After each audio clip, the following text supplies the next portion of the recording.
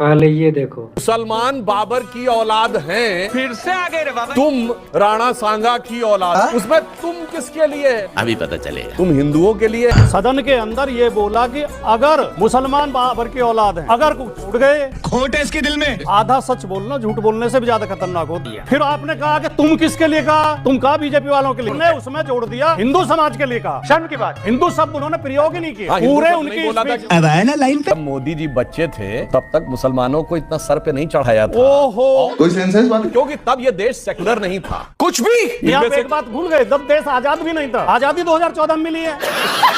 तब हिमालय में बर्फ भी नहीं पड़ती थी, हिंद महासागर में पानी भी नहीं था, और हवा तो चलती ही नहीं थी, धूप भी नहीं निकलती थी। मोदी जी सूरज लेके आए, मोदी जी चांद लेके आए, मोदी जी ने हिमालय बनाया। जो कुछ हुआ 14 के, ये तो लेने के देने पड़ गए। कौन है ये लोग, कहां से आते हैं? पहले ये देखो। इमरान को खुद एक शायर को एक पार्टी का गुलाम बनना पड़ा ताकि उनकी आवाज मैग्नीफाई हो। तो रुको जरा, पहले तो आपके सवाल में जो शब्द है, आप आज तक में नौकरी कर रही हैं तो आज तक की गुलाम थोड़े ही है। शायरी को पेशा चुना और फिर अब सियासत का हिस्सा बन गए। अभी मजा आएगा ना भिड़ो। कोई पेशा आप छोड़ेंगे किसी के लिए? कर क्या रहे जीवन में आप? पत्रकारिता की पढ़ाई की लेकिन छोड़ दिया, पेशा नहीं बनाया उसको। करते तो वो भी अच्छा करते। वो जिसका जिक्र फसाने में था ही नहीं, वो बात इन साहब को बड़ा नागवार गुजरी है। अब बैठे भी हमारे मंच पे है। अच्छा, हम यहाँ अगर आए हैं ना तो आपने हमें बुलाया है, हम तब आए हैं। कितने सांचों में ढल के आए हैं, ख्वाब की तरह पल के आए हैं। तुम सिफारिश से जहां पहुंचे हो, हम वहां खुद ही चल के आए हैं।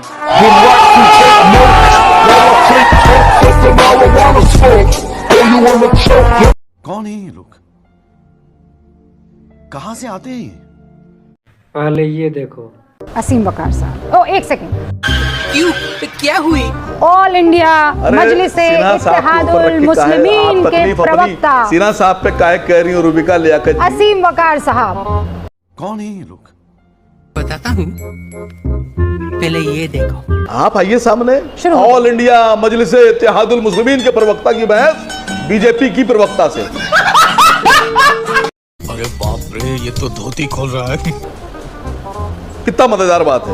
और बीजेपी प्रवक्ता विरोध नहीं कर पा रही है। भारतीय प्रवक्ता से लिए बनी पार्टी के प्रवक्ता की बहस इस वक्त भारतीय प्रवक्ता से हो रही है। मुसलमानों के यूनिटी के लिए बनी पार्टी की अभी बहस हो रही है उस महिला के साथ जो हिंदुस्तान का पक्ष रखती है। थोड़ा आसान नहीं, आप नहीं रखती हैं मैडम, आप नहीं रखती हैं। इत्तेहादुल मुस्लिमीन के माने क्या होते हैं? आपका पक्ष भी पलट जाएगा। कौन है ये लोग, कहां से आते हैं? पहले ये देखो। इमरान को खुद एक शायर को एक पार्टी का गुलाम बनना पड़ा ताकि उनकी आवाज मैग्नीफाई हो। तो रुको जरा, पहले तो आपके सवाल में जो शब्द है, आप आज तक में नौकरी कर रही हैं तो आज तक की गुलाम थोड़े ही है। शायरी को पेशा चुना और फिर अब सियासत का हिस्सा बन गए। अभी मजा आएगा ना भिड़ो। कोई पेशा आप छोड़ेंगे किसी के लिए? कर क्या रहे जीवन में आप? पत्रकारिता की पढ़ाई की लेकिन छोड़ दिया, पेशा नहीं बनाया उसको। करते तो वो भी अच्छा करते। वो जिसका जिक्र फसाने में था ही नहीं, वो बात इन साहब को बड़ा नागवार गुजरी है। अब बैठे भी हमारे मंच पे है। अच्छा, हम यहाँ अगर आए हैं ना तो आपने हमें बुलाया है, हम तब आए हैं। कितने सांचों में ढल के आए हैं, ख्वाब की तरह पल के आए हैं। तुम सिफारिश से जहां पहुंचे हो, हम वहां खुद ही चल के आए हैं।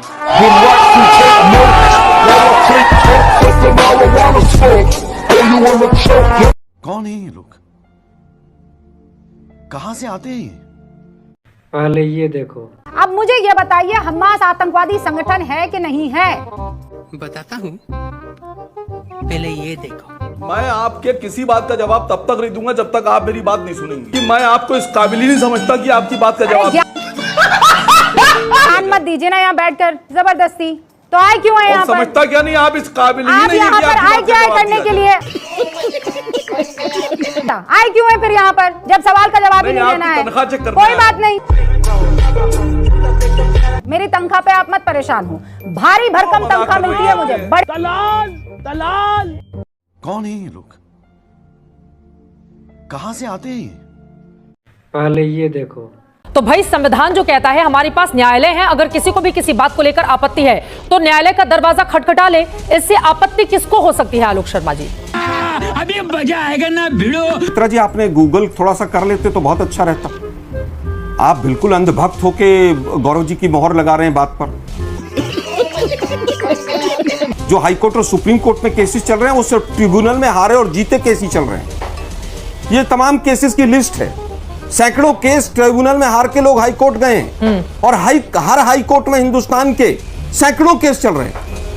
पता नहीं अनपढ़ लोग किस तरह से कोई भी स्टेटमेंट देके चले जाते हैं आगे। मुझे क्रेडिट नहीं चाहिए।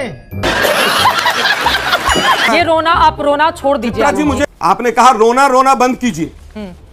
ये भाजपा के अंधभक्त की भाषा है क्या, एंकर की नहीं है।